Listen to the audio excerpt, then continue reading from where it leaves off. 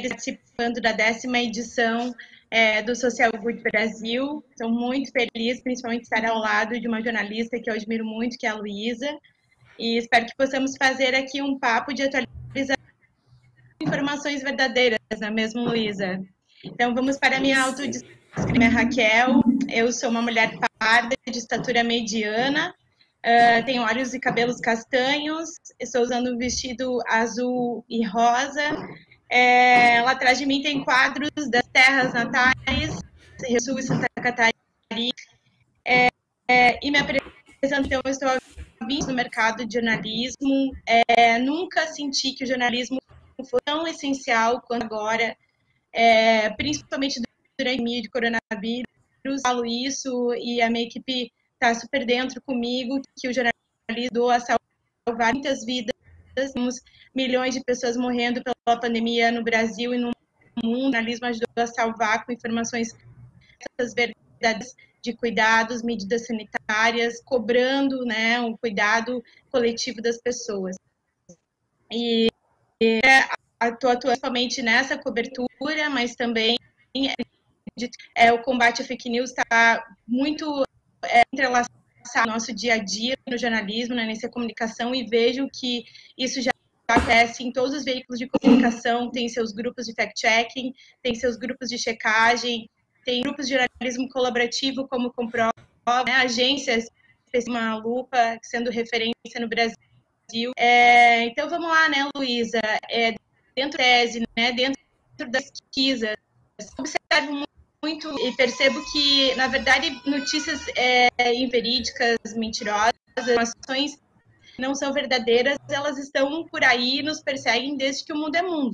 Na fofoca, antes no telefone, agora ganharam mais velocidade e se propagam, como a própria introdução ali da pesquisa, muito mais rapidamente na internet, nas redes sociais.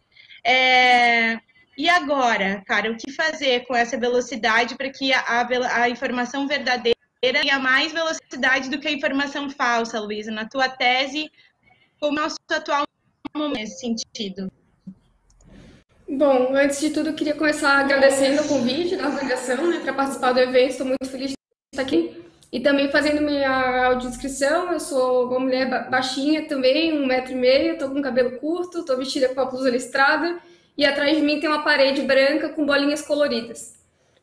Bom, essa pergunta, como tu falou, acho que a desinformação está entre nós há muito tempo. Talvez o que diferencia agora é o poder dos algoritmos, né, das redes sociais.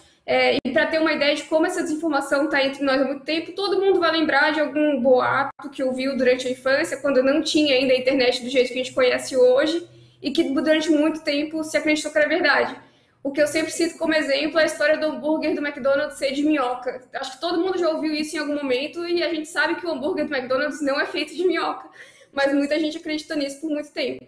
Então, acho que, assim, tem várias coisas que a gente pode olhar, né, a tua pergunta vai nesse sentido de como a informação verdadeira pode atingir a mesma velocidade de uma informação falsa, né? E isso é muito difícil, porque a gente tem o algoritmo trabalhando a favor da informação falsa. Então, quando uma desinformação começa a circular, e aí os jornalistas profissionais, os checadores de fatos vão atrás para desbancar essa informação, o algoritmo está lá trabalhando para amplificar a desinformação, né? E quando a gente publica a checagem, ela nunca vai ter o mesmo alcance.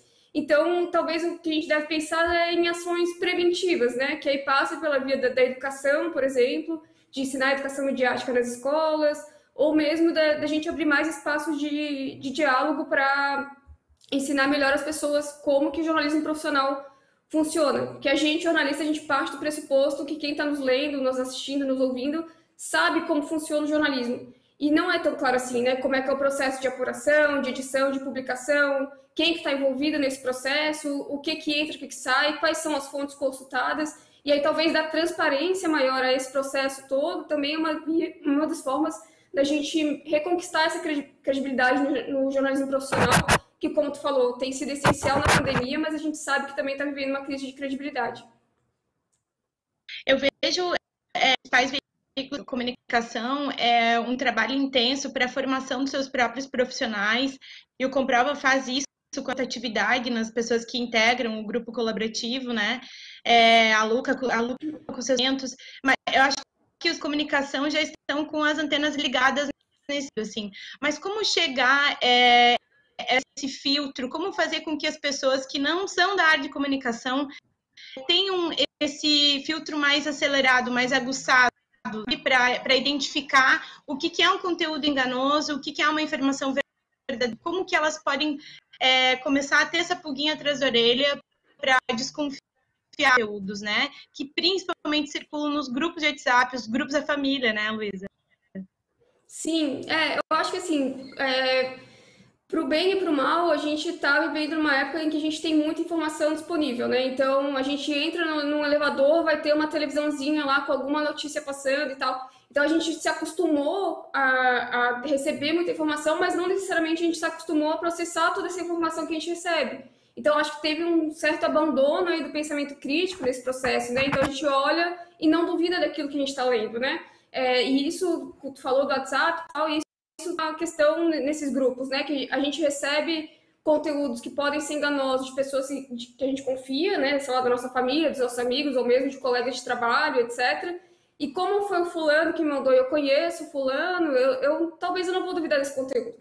Então, acho que a dica básica é sempre desconfiar do que a gente recebe, né? Nesses canais e nas redes sociais.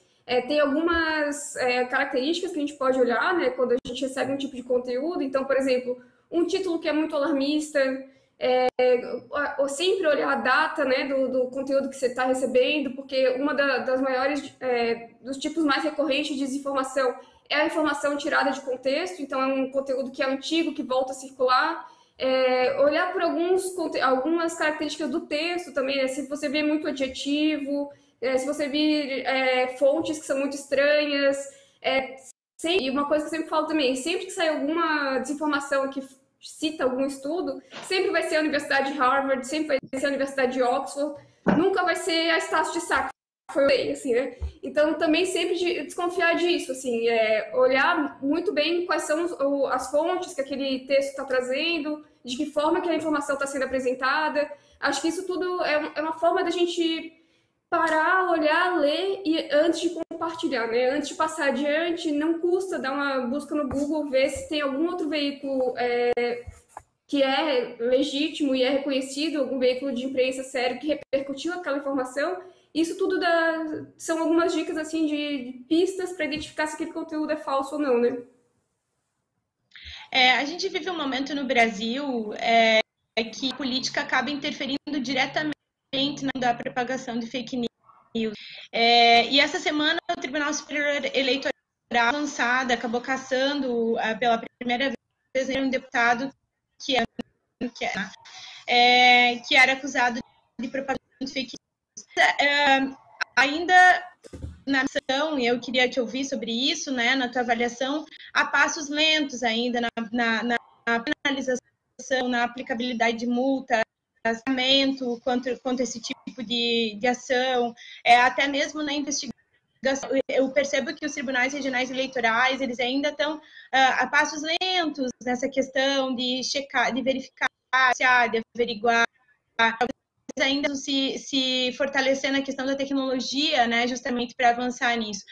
Como é que você enxerga a questão da penalidade assim, para as pessoas que são responsáveis, né, já estrategicamente pela propagação e até para quem propaga sem querer, num ato ingênuo? Sim, eu acho que tem várias formas de a gente olhar para essa questão também. Acho que vai desde a gente pode tirar da via da judicialização, né, e pensar no papel das plataformas, né, na disseminação de conteúdo falso e enganoso. Então, vai desde a moderação da plataforma, a transparência do processo também, de qual conteúdo vai ser retirado do ar, qual não vai. Então, por exemplo, o Facebook tem uma política muito estrita em relação ao tipo de conteúdo disseminado por atores políticos, né, que só vai tirar do ar se for ferir a política de vacina agora, por exemplo, né? Mas se é uma desinformação que não está nesse âmbito da pandemia, ela vai continuar no ar. Por outro lado, se eu postar alguma coisa desinformativa, minha conta pode ser suspensa, por aí. Tem pesos diferentes de acordo com quem está falando, né, nas redes. Então, eu acho que esse é um ponto de pensar na responsabilização das plataformas, né, como atores extremamente centrais na disseminação desse conteúdo. E aí o outro ponto é a judicialização. E para esse ponto a gente tem que olhar cuidado, porque tem várias propostas de lei aí de fake news, etc. E que isso deve ser visto com uma certa cautela, porque a decisão, no final das contas, sempre vai depender de quem está segurando a caneta e nem sempre essa decisão ela vai cumprir o propósito para o qual ela foi pensada, vamos dizer assim, né? Então, ela, inclusive, pode se virar contra jornalistas. Então, uma das estratégias que alguns atores políticos e alguns sites notoriamente disseminadores de desinformação têm utilizado nos últimos anos é judicializar checagem de notícia, né? Então, o Aos Fatos é uma agência que foi alvo de alguns processos e uma das alegações é justamente que o Aos Fatos publicou uma desinformação sobre um site desinformativo, né? Em um dos processos, esse é o caso. Então, a gente tem que olhar para isso com muita cautela. Então, acho que foi o ministro Barroso falou, né, na decisão dele, de que só que não foi no caso do Francisquini, foi no caso da cassação da chapa do Mourão e Bolsonaro, que não foi adiante, né? Mas ele falou na decisão dele que posto que existe uma máquina ali de disseminação de conteúdo informativo, de ódio, mas ainda não foi possível encontrar uma prova que, no caso, que ligasse essa disseminação à chapa, né? E acho que ficou um alerta muito bem dado nos dois casos de como o TSE e os TREs devem lidar com isso no ano que vem, né? E quanto ao canal de denúncia, né, Luísa? Eu vejo muito aqui em Santa Catarina algumas cidades que acabam, mesmo sem ter um canal específico, elas acabam agindo a propagação falsas que envolvem, por exemplo, desligamento de áreas nas rodovias, a Conselho automaticamente denuncia quando está circulando uma informação falsa, já vem já diz que não prossegue e já tenta se manifestar. Existe algum canal de denúncia que a pessoa geralmente possa buscar para fazer o alerta, para um tipo de investigação? Existe um canal específico geral ou específico de entidade envolvida no caso?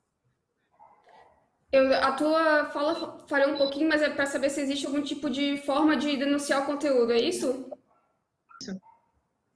Tá, toda plataforma tem um processo ali de denúncia de conteúdo, né? Todas as plataformas têm, inclusive o WhatsApp.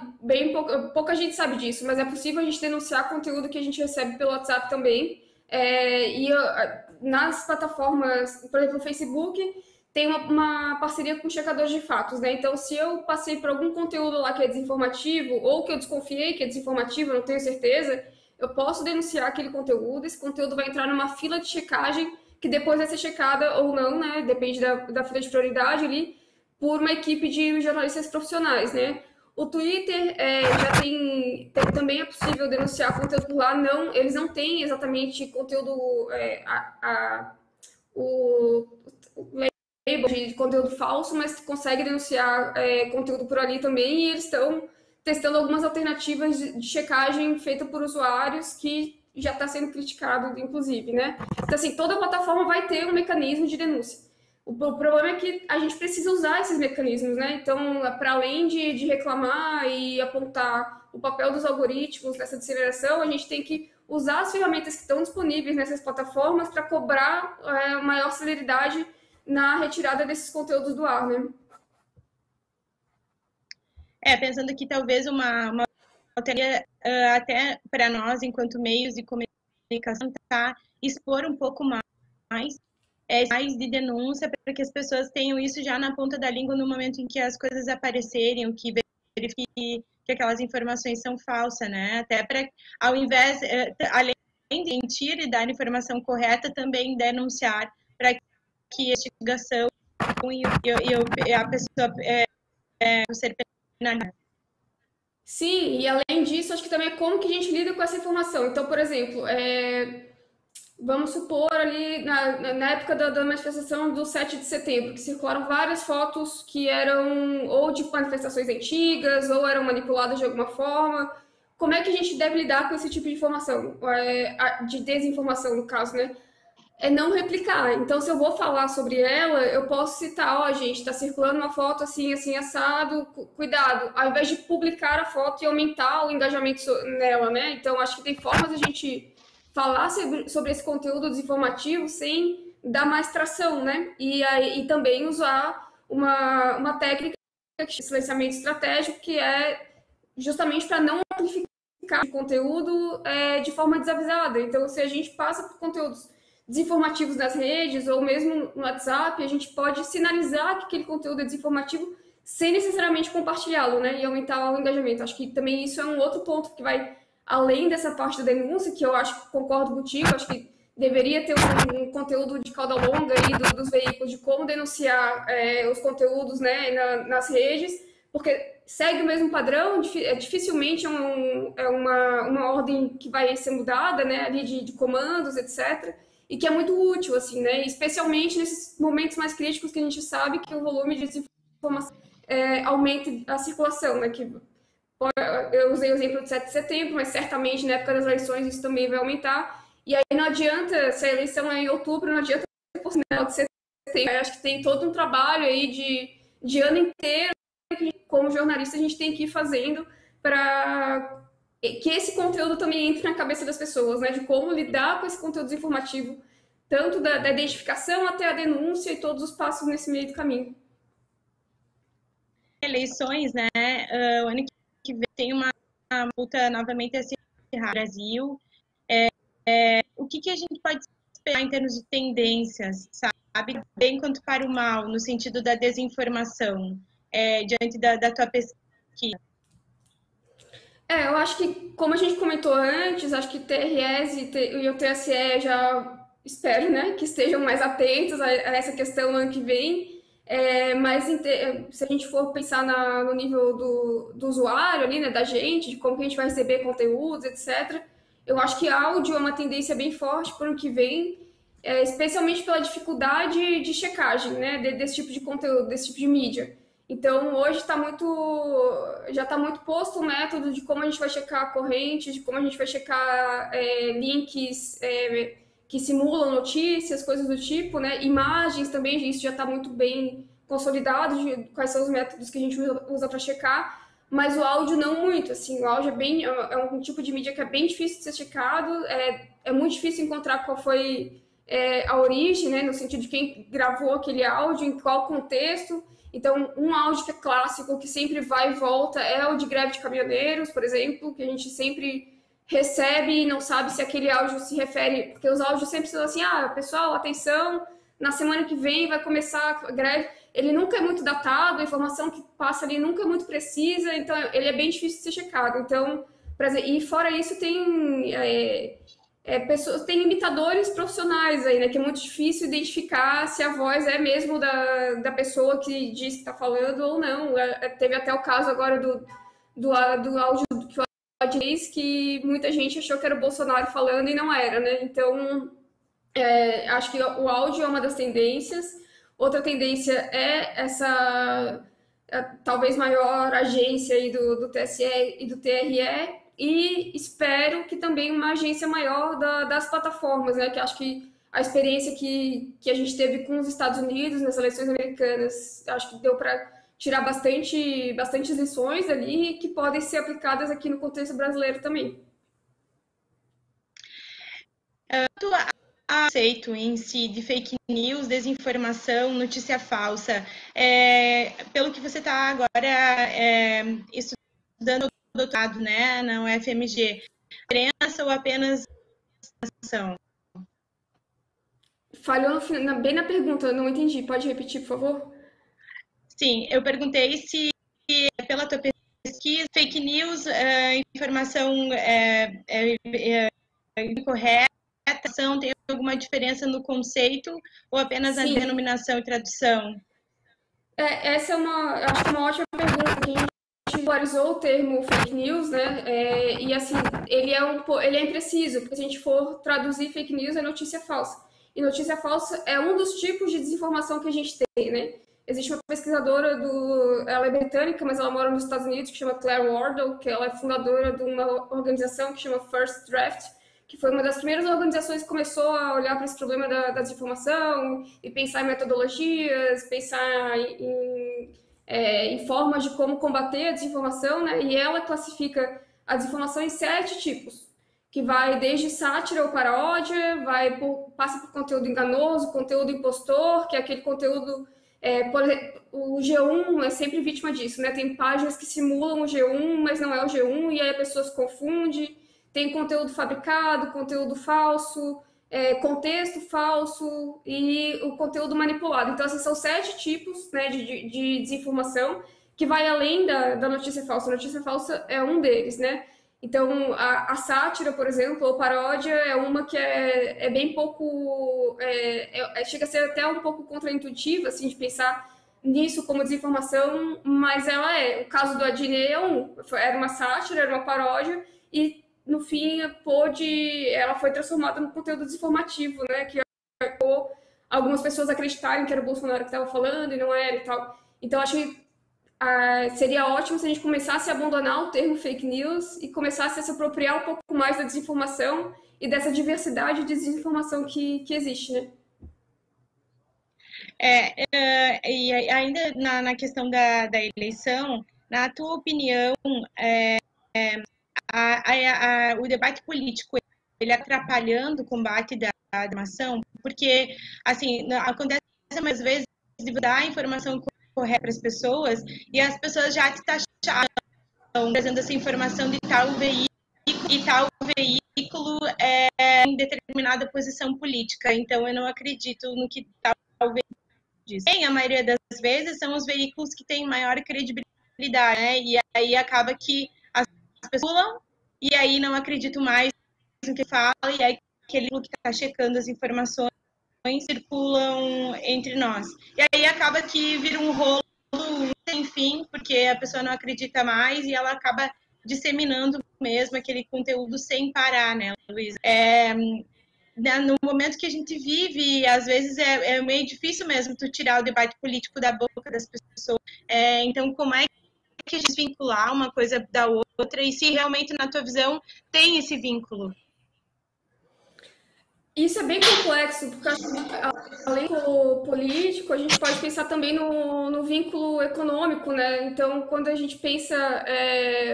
a Folha recentemente fez um anúncio de página inteira de uma organização ruralista, mas ao mesmo tempo ela está lá falando que uma das causas do nosso problema de seca tem a ver com o mau uso da terra, de como é que do uso predatório da terra e por aí vai, né? Então, como é que essas duas coisas se combinam dentro de um jornal?